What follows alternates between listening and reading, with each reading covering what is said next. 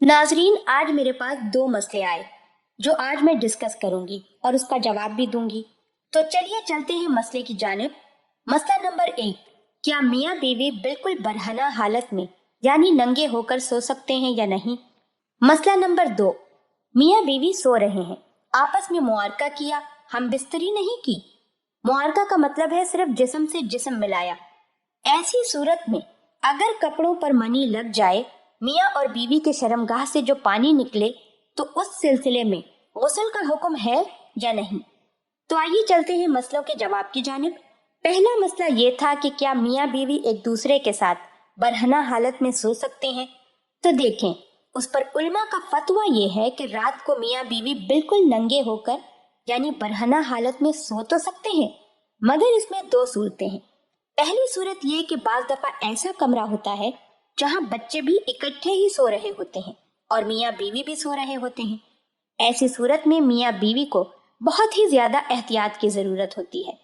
चाहे बच्चा आपका 1 साल का हो या 2 साल का ही क्यों ना हो, आप बिल्कुल बरहना हालत में ना सोएं, बल्कि एक बिस्तर पर भी ना सोएं, क्योंकि हम ये समझते हैं कि हमारा बच्चा अभी छोटा है, 1 साल का या 2 साल का ही तो है।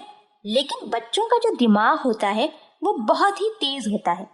बच्चे आज के बहुत ज्यादा शार्प माइंडेड हो गए हैं। उनके दिमाग में जो बात बैठ जाती है फिर वो जल्दी नहीं निकलती। अगर आपका कमरा अलग है और बच्चों का कमरा भी अलग है, फिर मियाँ बीवी इकट्ठे बरहना हालत में सो सकते हैं, आपको बिल्कुल इजाजत है। अब चलते हैं दूसरे मसले की जानिब। मियाँ बीवी आपस में सो रहे हैं, मुआरका किया यानी हम बिस्तरी नहीं की, सिर्फ जिस्म से जिस्म मिलाया। तो ऐसी सूरत में जो मियाँ और बीवी के शर्मगाह से पानी निकला है, उस पर गुस्ल वाजिब है या नहीं।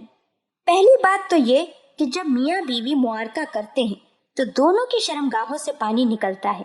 थोड़ा सा तो पानी निकलता ही है। अगर पानी शहवत के साथ निकला है तो गुस्ल वाजिब हो जाएगा, और अगर शहवत के साथ नहीं निकला, सिर्फ लेजदार पानी है जिसे मजी कहा जाता है, अगर वो निकला है तो फिर गुस्ल वाजिब नहीं होगा। मियाँ या बीवी जिसके भी शर्मगाह से ये मजी निकला है, आप उस जगह को अच्छी तरह से धो लें और अपनी शर्मगाह को पाक कर लें। आपके कपड़ों पर अगर कोई चिकनाई लगी है तो उसे धो लीजिए या फिर चेंज कर लीजिए, और फिर वुजू करके आप नमाज पढ़ सकते हैं।